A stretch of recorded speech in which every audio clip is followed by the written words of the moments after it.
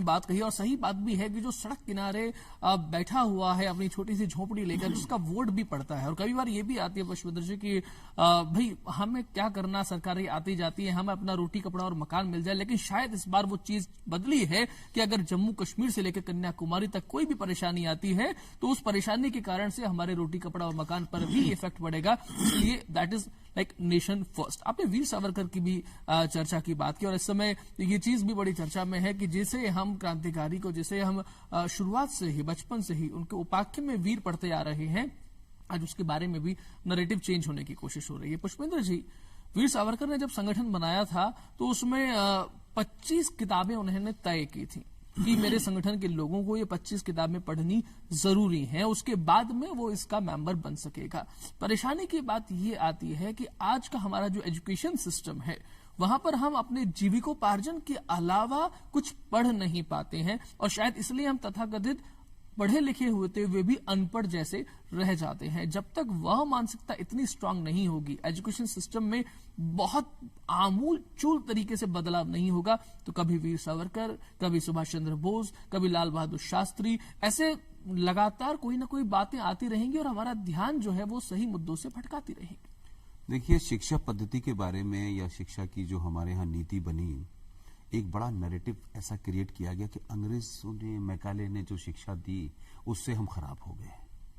लेकिन मैकाले तो 47 में चले गए थे। बिल्कुल।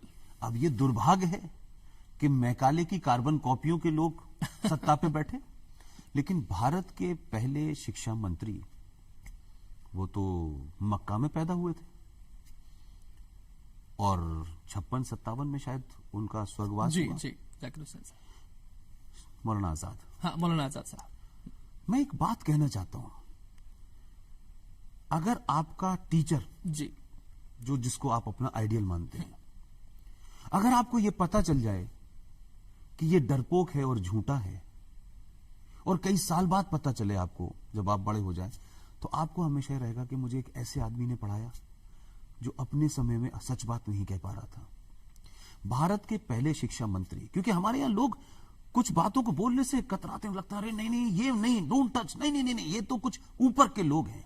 इसलिए गांधी जी के बारे में बात करते ही लोग डरने लगते हैं। ठीक है, गांधी जी राष्ट्रपिता हैं, जिन्होंने बनाया, हमको तो पता नहीं वो राष्ट्रपिता हमारे कब बने, लेकिन अगर वो कह भी दिया गया तो चर्चा जिस देश में राम और सीता पे हो जाती हो, उनके चरित्र पे बात होने लगती हो, तो भाई तो फिर तो गांधी जी पे भी बात होनी चाहिए, इसी पर भी बात हो। तो मौलाना आजाद अपने दौर में किताब लिखते हैं, इंडिया विंस फ्रीडम।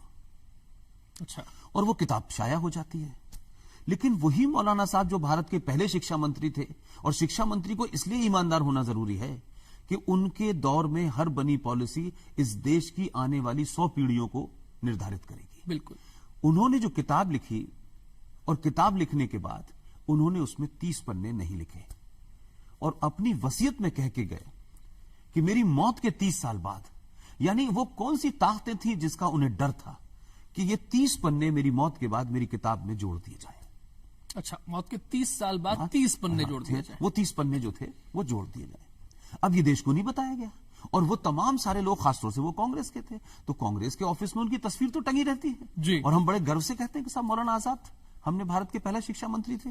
अब मौलाना आजाद तो 56, 57 तक जा चुके थे, लेकिन मौलाना आजाद को 56 से लेके 1992 में उन्होंने कौन सा काम किया? जब वो धरती से चले गए तो उनका मूल्यांकन कैसे हुआ और उनको भारत रत्न दे दिया गया।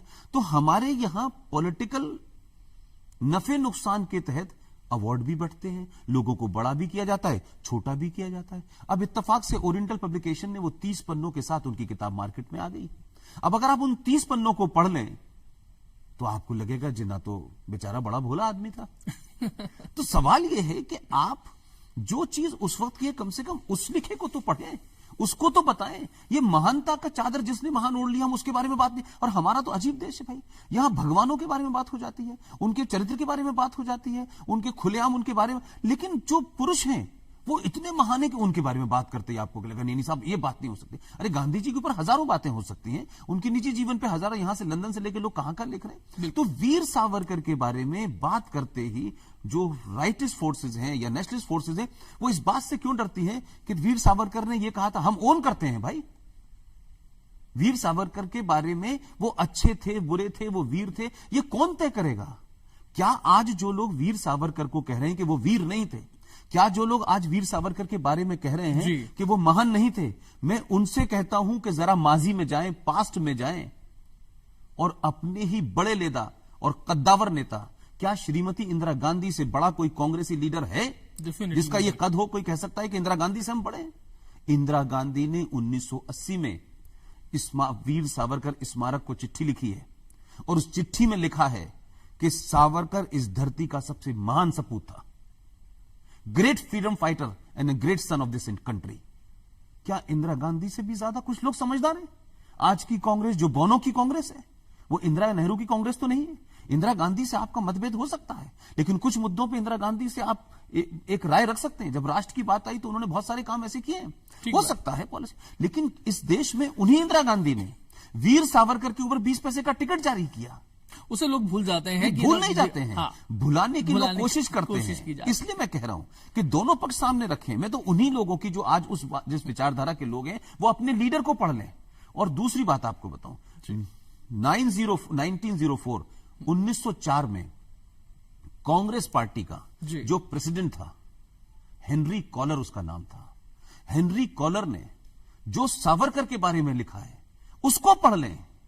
वो अंग्रेज तो बीजेपी और आरएसएस का नहीं था, वो तो हिंदूवादी नहीं था। तो हम सेलेक्टिव मेमोरी के साथ अंग्रेज को पढ़ेंगे, सेलेक्टिव मेमोरी के साथ हम हिंदू को पढ़ेंगे, सेलेक्टिव मेमोरी के साथ हम इतिहास को पढ़ेंगे। इसलिए मुझे लगता है कि इस देश में शिक्षा, इस देश में डिफेंस और इस देश की फॉरेन पॉलिसी राजनीतिक दलों और पार्टियों से अलग होनी चाहिए। उसकी एक राष्ट्रीय पॉलिसी होनी चाहिए, उसमें एक्सपर्ट्स होने चाहिए। ये रोज रोज एक आता है कि पाकिस्तान के साथ हम बात करेंगे, पाकिस्तान के एक्सपर्ट्स हमारे पास में होने चाहिए। और कुछ मुद्दे ऐसे हैं जो सीधा सीधा राष्ट्रीय महत्व के मुद्दे हैं जिन्हें तय करना चाहिए, जिसके लिए हमें पढ़ना चाहिए और उन लोगों को सुनना चाहिए जिनके सुनने से कहीं हमारी रूह तक एक छवि नजर आती है कि हिंदुस्तान किस तरीके का हो सकता है, किस तरीके का बन सकता है। हमारे पास समय खत्म हो चुका है। पुष्पेंद्र जी, मैं आपसे अंतिम संदेश लेना चाहूंगा कि क्या जब अमित शाह कहते हैं कि भाई हमारी सरकार आते ही धारा 370 खत्म हो जाएगी या फिर राम मंदिर का मुद्दा अध्यादेश के जरिए सुलझाया जाएगा, तो क्या हम शुरुआती 100 दिनों में ऐसी कोई बात देख सकते हैं? बहुत संक्षिप्त। मैं मानता हूं कि सरकार के लिए हम लोगों को समय सीमा नहीं तय करनी चाहिए, इसलिए कि सरकार 5 साल रही है जी। देखिए, इस देश में सरकारें बनाना बहुत आसान है, उसको हटाना बहुत आसान है, लेकिन इस देश में व्यवस्था को बदलना बहुत मुश्किल काम है, वो परमानेंट है। मुझे लगता है कि सरकार में जो लोग आए हैं, हमें उनकी नीयत पे शक इसलिए नहीं करना चाहिए कि कम से कम 70 साल के बाद पॉलिटिक्स का नैरेटिव बदला है।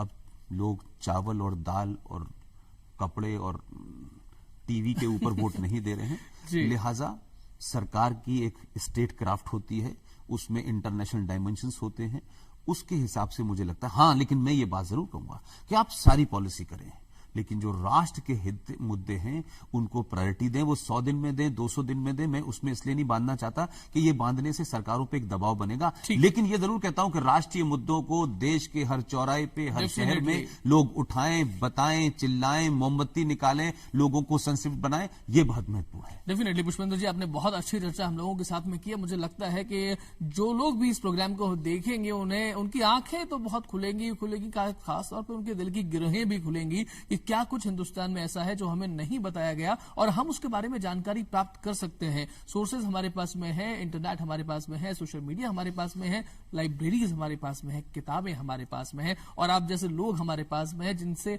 हम पहुंच सकते हैं जिन तक, और वहां पहुंच करके आपसे भी गाइडेंस प्राप्त कर सकते हैं। तो आज के प्रोग्राम में इतना ही और मुझे लगता है कि सरकार की प्राथमिकताएं सरकार समझ रही होगी और उम्मीद हम सबको है, क्योंकि उम्मीद पर दुनिया कायम है। भारत हमेशा था, भारत हमेशा है और भारत अपनी भारतीयता के साथ में हमेशा रहेगा भी। पुष्पेंद्र जी, बहुत बहुत धन्यवाद पधारने के लिए। नमस्कार।